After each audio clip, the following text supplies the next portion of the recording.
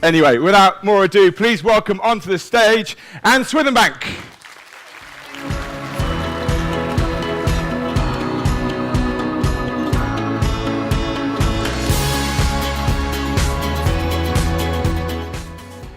First of all, can you all hear me really clearly, even to the very back and under your umbrellas?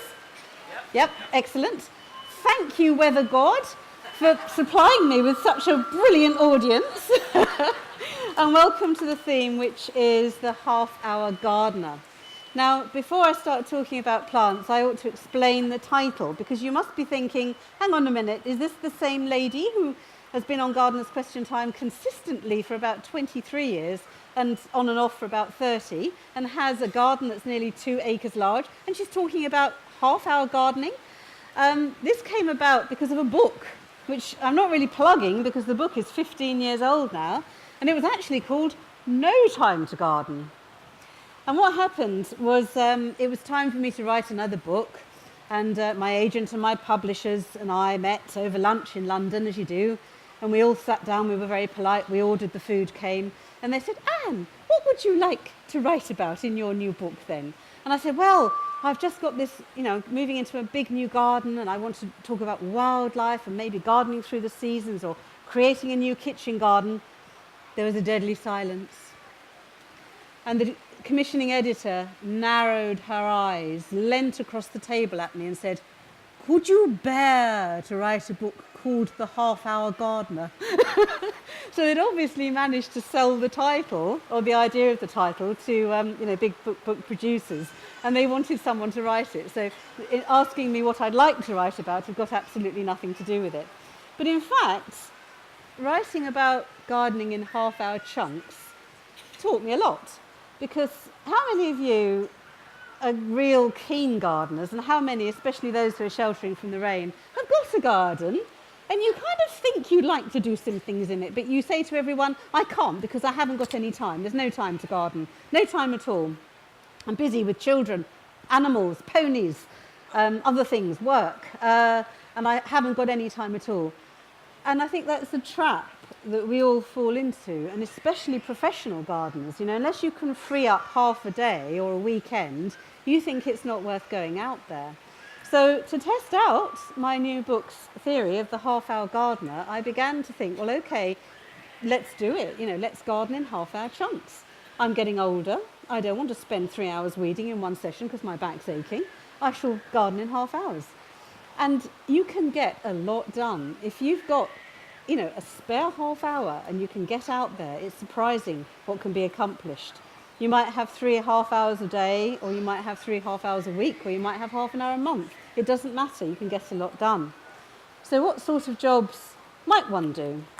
Well, I do have quite a large kitchen garden at home that's run rather along sort of forest garden lines. So you could actually have the whole garden of your backyard run in the same way. I guess my kitchen garden is probably as big as the area of this stage. It's quite large, but I've got apple trees and bushes and currant bushes. I've got fruit trees trained on wires, so I'm using them almost like climbers. There are herbs everywhere, and in little gaps and so forth in between all of this action are the vegetable beds.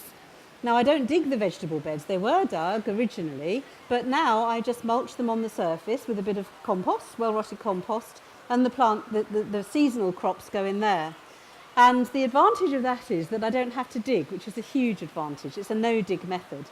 The second thing is that the soil never gets really disturbed. So all the passageways of air and all the wormholes, they all stay there, and the worms are all busy sort of dragging down the compost into the soil. And I never tread on the beds, and it works particularly well if you have a clay soil that's really sticky and nasty.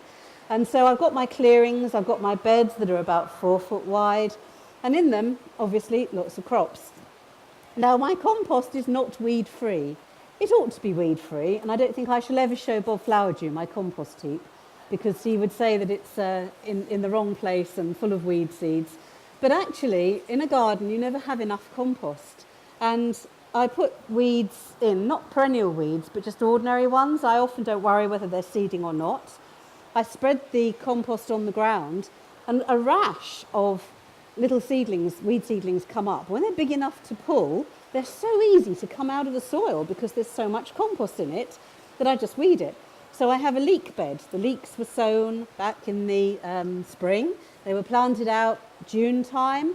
They're all coming along nicely, but they were full of weeds. And so in 3 half-hour sessions, I got quite a large bed of leeks totally weeded in one day. So I'm writing, and I think, right, I'll have a break. I'll go out half an hour pulling them up, back. I might need to go and do something else, go do some shopping, then come back, quickly pull up a few more weeds, and so it went on. So that's a typical job. Shall I fight against that, or shall I carry on? I'll carry on. I'll shout him down. In the greenhouse, I have a lot of pelargoniums in pots. They're in sort of 3.5-inch pots. That's about 9 centimetres if you're young. And they all need potting on. So there's about 10 of them. I keep the bags of compost under the bench. So I've got John Innes number 2. I've got some soilless compost, some multi-purpose, and some grit. And so in half an hour, I can mix that on my bench. I can make sure the little plants are moist, collect together 10 sort of 5 or 6-inch pots, and pot all my little pelargoniums on. Water them in with a fine rose on the can, set them back on the staging, and then move on to what I was doing before. Another half-hour job. And another thing, if like me your sweet peas have pretty much finished, if you sow your sweet peas in October and you nurse them through the winter in their little modules, their long modules, root trainers are ideal for that. You sow them 1 seed per module. They're in, say, a cold, unheated greenhouse or a cold frame. You plant them out in very early spring. And then, because they flower early, and with heat waves, they will often finish early. And so I had 3 big teepees of them at the back of a kind of mixed border. And they've all come out, leaving a large gap. So clearing them was probably a little bit more than half an hour, a couple of half-hour sessions. I shall need to go in and deadhead some herbaceous perennials to make them flower again, some Shasta daisies, and tickle over the soil and bring in some compost. So I think that's another half an hour job. And then I've got a new buddleia to plant, and just letting some of the roses relax into that space will probably take another half an hour. So you can get a lot done. Now we've got some pictures to look at. I hope you can all see one screen or another somewhere around, and most of them are taken in my garden. And so these are all going to teach us various lessons about how you can make gardening easier and sort of thrive in this half-hour way. And I think one of the first things is to be very relaxed about your plot, whether it's large or small. Now I think everyone kind of looks like their garden.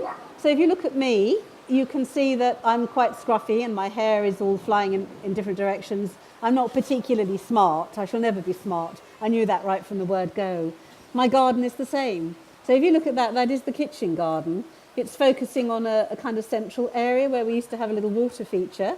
And there's lots and lots of forget-me-nots.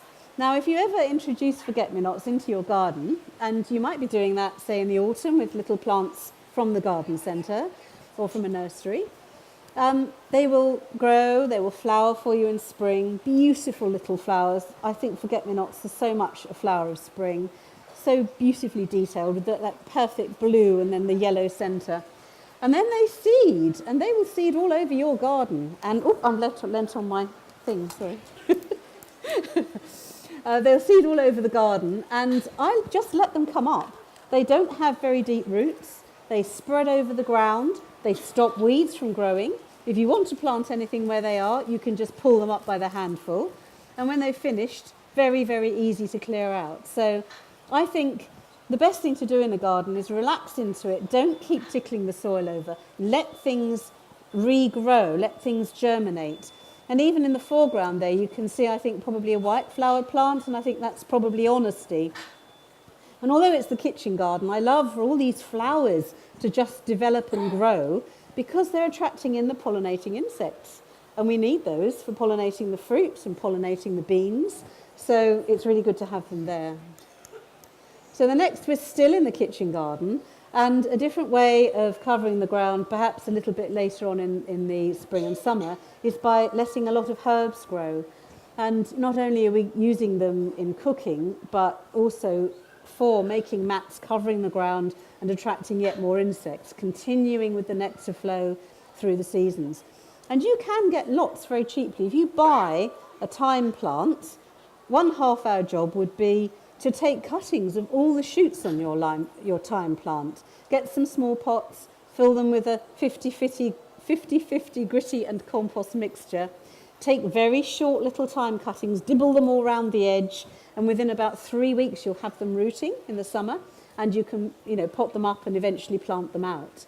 Or they're very easy to raise from seed, as is sage, and most of them are very easy to propagate. Some, like lemon balm, are almost too easy, and they seed themselves everywhere, but again, welcome. And then when you've got the herbs, don't forget to use them. Use them fresh, dry them to use them in the winter, and use them for making herbal teas.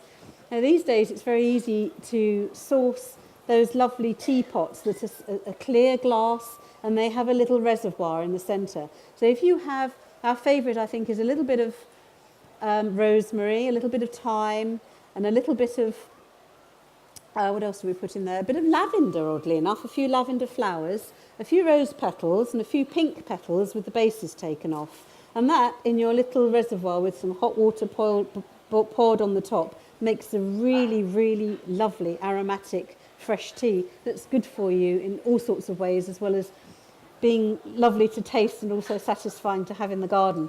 And although we're all busy in our household, we never ever drink the herbal tea out of a mug. It always goes in a china cup, as it has to. Not always with a saucer, but it always goes in a china cup. At this time of the year, we need to think about herbs because most of them have finished flowering. There's still a few late flowering lavenders to come, but the best thing to do when they're finished is to shear them back. So just go and get shears or bundle them up together and get some secateurs and just cut off the dead heads and a little bit down into the plant. And that keeps them nice and dense because they've got plenty of time, the thymes, the sages, the lavenders, to regrow a kind of top before the winter comes. And they stay low and branching and dense, and they will last a lot longer. So what have we got next? Prairie planting. That's another very good way of filling vast swathes of garden if you've got a lot of space. Possibly not so easy to do in a small garden because you really do need large numbers of plants. If you want to try it and you don't have the budget, just go out and buy 20 herbaceous perennials of one type. Then you can try raising them from seed, or if you buy perennials, the best way of getting loads is make sure that you've got a good clump, plant it in the garden, test it for a year or two, make sure it likes your plot, and then in the spring take loads of basal cuttings. They root like weeds, and so things like sedum and Michaelmas daisies, you can get loads and loads. Phlox, you can just take all those young shoots off. And plants like the echinaceas that I've brought along, which are quite popular in prairie planting, those lovely pink daisies. These were grown from seed that was sown not last spring, but the spring before. And they all germinated very well, just under glass in the greenhouse, no extra heat. And I separate, excuse me, I put each little seedling into its own pot, kept them through the winter and planted them out in spring.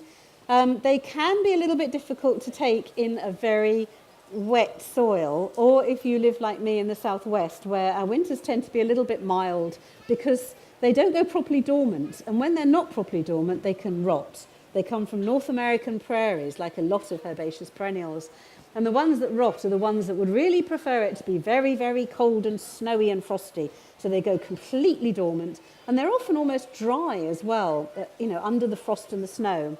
But in a very mild winter, they don't go dormant, they're still a little bit active, and their crowns can sometimes go.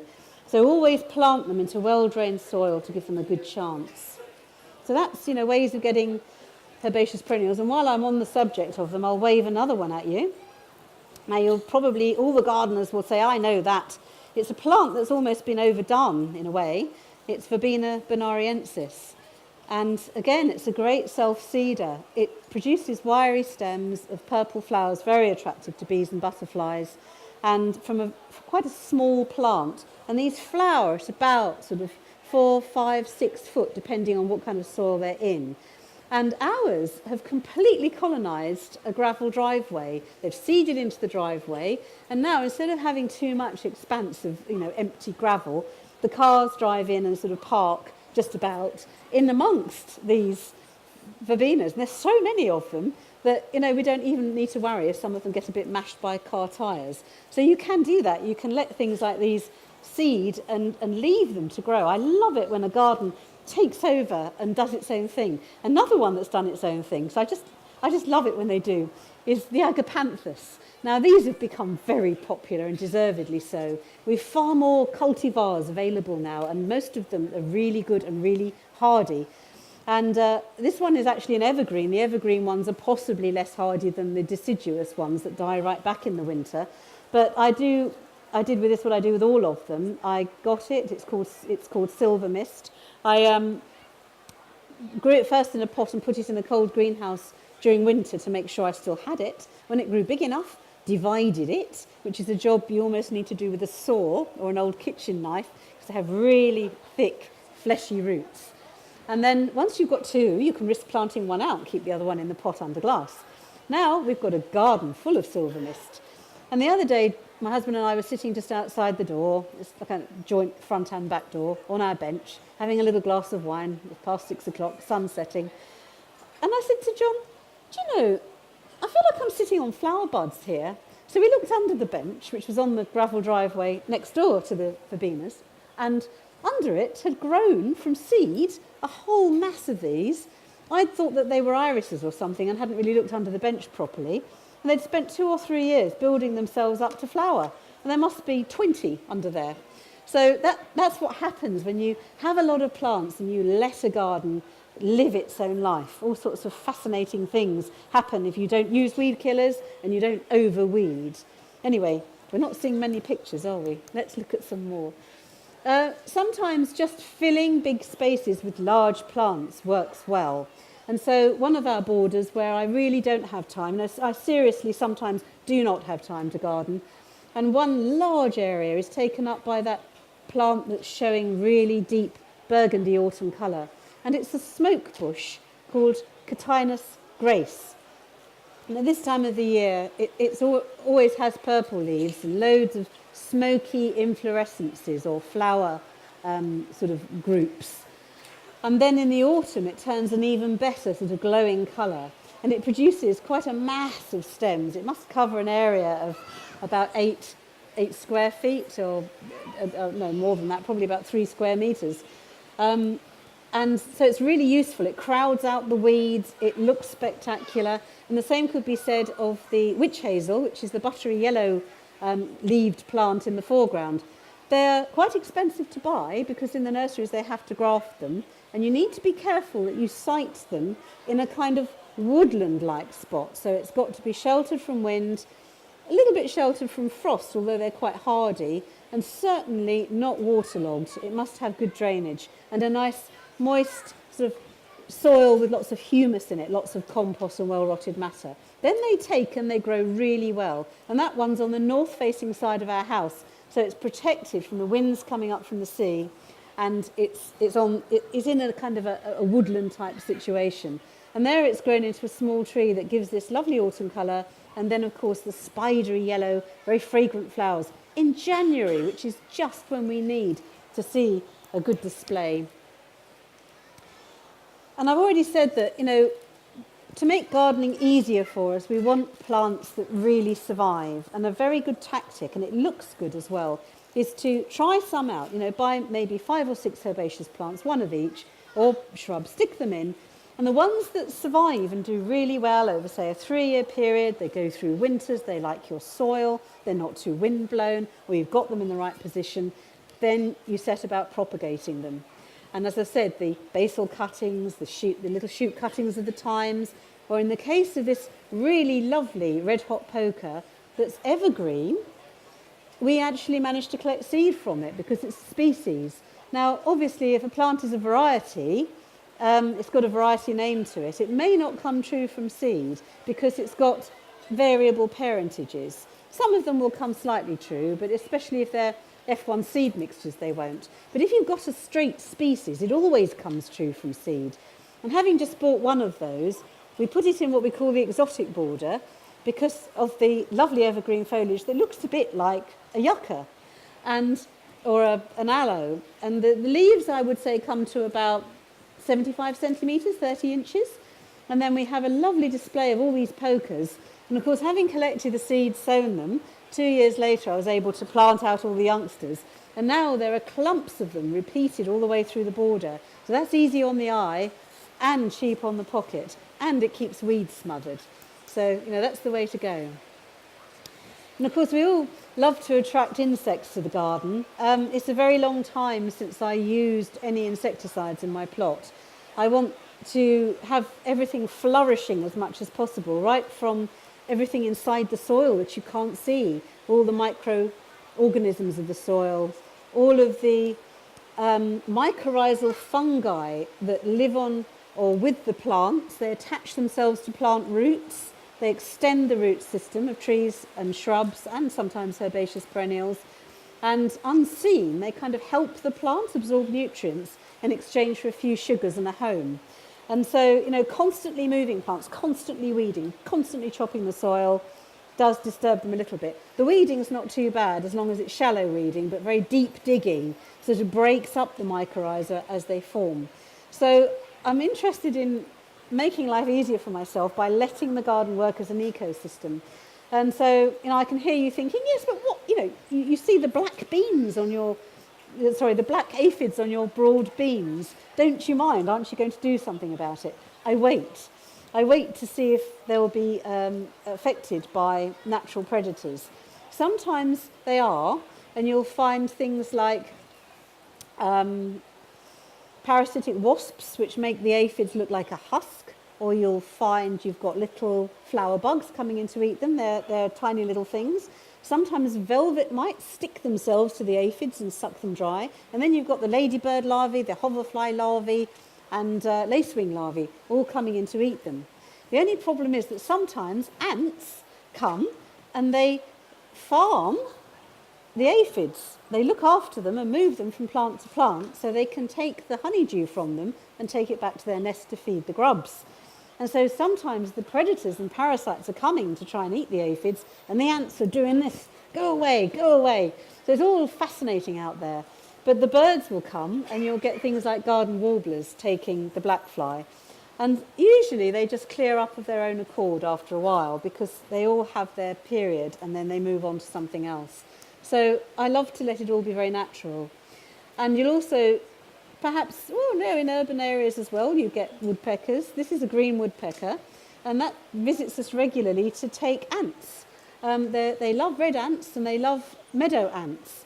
And again, if I say to you, ants, what would you feel about ants? A lot of you, half of you, will probably go, don't like them, I want to kill them and get rid of all their nests. But again, unless they're really, if you've got a small lawn and you've got 20 ant nests, then maybe you want to do something to get rid of them. But in an ordinary garden, I sometimes couldn't see the logic in that. If it's quite a large garden with just a few ant nests, my mother used to go frantic when she saw ants. And she would say, no, reach for the ant powder and poison them all. They're actually really fascinating. And they're very different too. Now, the ant's nest that woodpecker goes to pretty much every morning is just outside our house in a slightly neglected border, but it's a kind of a wildish area. And it's made a mound about 30 centimetres tall that's been there pretty much as long as we have. So it's a very well-established nest. And they are yellow meadow ants. They're very mild ants. You hardly ever see them. They live mostly inside their mound. And they have very little eyes because they hardly come out and don't need to use them. They don't have much of a bite. They don't cause any trouble. So I would say, before you go overboard, putting down pesticides in the garden and thinking, no, ants, I want rid of them, it helps to try and find out what sort of ant it is. Why do you want to get rid of it? Just ask the questions first. And, if I do get rid of it, that means that the food for the birds I want to attract is not going to be there. I mean, these ants so don't like going outside of their nest that apparently when it's time for them to fly, which is their mating ritual, when the new queens and the males come out to mate, the worker ants almost have to kick them out of the nest because they don't want to go. So these are really lovely ants. And if you do have trouble with them in a very small space, there is a nematode you can buy. So from biological control companies, you can send off these nematodes to water into the soil, which will spread and tickle the ants. They actually kill, I think, the ant eggs and larvae, and they irritate the ants and send them packing. So they probably will all go next door to your neighbour instead. Just time for a few more slides. I haven't got through very many, have I? I've been yakking too much. Plants that pay triple rent are very worth having if you're a half-hour gardener, because you're going to choose a tree that gives you so much. And I would say that the thorns are very good. They don't sound very good, do they? They sound very thorny. But they're particularly good if you have a kind of a slightly wildish garden, or you want to create a wild feel, because they look very natural and they're not, they're not dreadfully exotic. They're mostly European, some are British natives. This one is Persimilis prunifolia, and it gives you spring blossom. It gives you red fruit that persists well into the winter and often past Christmas before the birds eat them. I think they're very slow to soften. And also really good autumn colour. So that's a triple rent plant. If you're planting a tree, look for that.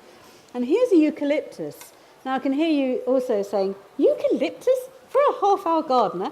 Because the big eucalyptus gunnii do nothing but shed great husks of bark, and they shed leaves, and they're a liability. They look quite exotic, but they come down very easily in winds as well. But there are smaller ones, and this one is Eucalyptus gregsoniana, known as the Wolgan snow gum. That's its bark, which is very attractive. It has very, very attractive sculptural kind of buds and seed heads. And the next one is its flowers. So that very rarely grows beyond about 12 foot, and it's very amenable to being pruned. So if you want a small eucalyptus for an exotic or kind of Mediterranean-looking area, then, although I know they don't come from the Mediterranean, but they've got the look, then that would be a really good choice. So it's choosing plants carefully. I nearly can't see what that is. What does it say? Oh, yes, that's right. Ponds. Ponds can be quite troublesome, can't they? We all like to have them, and for wildlife they're really important. So if you're encouraging the frogs and the toads to eat your slugs and snails, really, and for all the birds to get water as well, and bees. So it's lovely to have a pond, but if you're anything like me, you love aquatic plants, and you put too many in. Oh no, not again. So if you've got something like a 6 to 8 foot pond, like I have, a very small one, and you crammed it full of water irises and all sorts of other things, you're always trying to take things out, divide them, put them back. But if you choose carefully, there is a Japanese water iris, Ensata, that's a really narrow plant that grows quite slowly. You'll still get iris flowers, but for a small pond, it's delicate. And the same is true of water lilies. There are pygmy water lilies, which won't crowd out the pond and cover the surface so that nothing can get in to drink. So there's always going to be a solution. We'll have one more, and then I'm going to let you ask me some questions. Oh, it's the silver mist, which we've done. Delphiniums. Here we're going to end on a lovely half-hour project for you, and that's to plant a delphinium. On Gardener's Question Time, we're often asked, probably about 3 times a year, I can't grow delphiniums. I've been and bought plants and put them in the garden and they won't take and grow. A lot of herbaceous perennials that are hungry feeders, and things like sweet peas and sunflowers, need a good depth of soil underneath them. And time again, you go to visit the garden of a friend who's got a problem like that. And believe me, I'm always doing that. I'm very popular with my friends, always being asked around for coffee. Just come and look at this plant, Anne. You find that they've cleared a piece of ground, just chucked a little bit of compost from an old growing bag or something, and only the top 3 or 4 inches is cultivated, and the rest is really hard, uncultivated, possibly, still with some bramble roots in or something, and they haven't gone deep.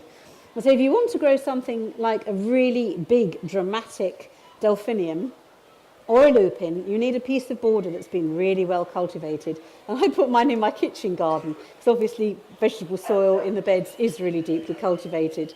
And that one plant is absolutely massive and produces huge spikes. And another little tip is, these days it's very, very fashionable to keep the dead heads on attractive herbaceous perennials. And I would put the echinaceas are quite pretty, quite a few of the others are. Delphiniums we normally cut back, but if you leave a good lot of their thick stems, then those stems tend to dry out and persist. And although you've got to put up with looking at them through winter, they actually support the new stems as they come through in the spring. And so there's far less need to stake them. Sometimes I get away without staking them at all. Audience, I'm going to leave you there. I could go on for another half an hour, but I'm going to let you ask some questions. Well, first of all, a round of applause for Anne there. It's Thank you very wonderful. much. Inexhaustible amount of knowledge there. It's fantastic. So we've got a couple of microphones. We'll try and get them round to you. Any question? We've got a hand straight up there. Let's get one across there, and if we can get the other microphone to that lady over there. So let's start with you, madam. Keep your hand up as the microphone comes to you. Thank you. Thank you very much. I loved your talk, and especially about leaving gardens going a bit wild and organic. Well, not necessarily organic, but non-chemical. It's the way forward, isn't it? I've got a new garden. I'm not far away from here, and I'm finding it very, very hard to find untreated plants that haven't been drenched in chemicals, that they say bee-friendly, but when you put them in the soil, they're still exuding chemicals for up to 3 years. So I've tried Ryton and local organic places, but there are very few places, and it's really hard because we don't have the information in the public to know how to buy You're right. chemical-free plants. Yes. Plants Yeah. especially. This is a reference, really, and it's been in the press recently, about garden centres and nurseries using systemic pesticides on the plants that they're selling to us. And so now I'm standing here saying, let's keep a pesticide-free garden so that bees can come to the plants and birds can come to the plants, all the insects can thrive, the soil, flora and fauna can survive. But if you're introducing plants that have actually got that pesticide inside them, we're probably talking about neonicotinoids here, then you're actually being given the problem by the garden centres and the nurseries. And so at the moment, there isn't much information, but I have noticed that some nurseries are beginning to advertise the fact that they don't use them. I can't remember offhand which one it was, but I've definitely seen one recently that has taken that on board, and they're starting to say, we do not use them. Sorry? Professor Dave Goulson's recent research, I think a couple of supermarkets have agreed not to use neonicotinoids. That's right. It could have been a supermarket, something like that. But I can't remember which ones. Yeah, if you're really concerned and you can't get the information, then obviously growing things from seed yourself, or everybody has friends with gardens. Go to their gardens and get material from their plants. We're coming into the autumn. It's a brilliant time for collecting seed, for taking cuttings. You can take cuttings of most shrubs right now, and they're not difficult. It really is not difficult. The most difficult thing about sowing seeds and taking cuttings, I think, is where you put them afterwards for germination and and to root. And it's just thinking yourself like the plant. No, I have no roots. I'm a cutting. I'm losing moisture to the atmosphere. Therefore, maybe I will need a little covering of polythene. But the polythene doesn't want to be in full sun or I'll cook, and it needs to have a few air holes or I'll also cook or rot. So if you put yourself in the position of the plant, it all becomes easy. So I think share plants and propagate plants is the way forward. Yeah, thank you. So we've got a lady over here. So raid your friends' gardens, but don't be too brutal, otherwise you lose your friends. Oh no, you have to raid them with them. Right, okay, good. Yeah, you have to go there and sort of go, oh, that's nice, isn't it? That's lovely. Suggestively raiding. I think everybody needs to, propagate lots, and then, when you've got something really lovely, it's great when someone admires it to say, I have one, would you like it? And it's so nice to give plants away and share. Yes. Hi. So we bought a house with a large garden about 3 years ago. So we're just getting into the swing of gardening and seeing what happens each year after we dig it or prune it. One of the things that we spend a lot of our time doing is dealing with nettles. Have you got any tips of how to manage them in a large garden? They can be troublesome. Yeah, I've got nettles coming up all over. They come up from seed, but I just I leave some of them and I don't worry about them at all because the butterflies will breed on them. And the ones that are in the way, I either pull them or eventually come to dig them out. So I guess pulling them is the best way. That's an excellent half-hour job. Just you've got a few minutes in between one thing and another. Put some really thick gloves on. I think Briars do a pair of brilliant gloves for brambles and pulling out nettles. And then you just really sort of pull them all out, and it's amazing how much you can clear. You're not getting the whole root, but you're stopping them from shading other things out and from shedding their seeds and so forth, and then eventually you can get round to digging the roots out.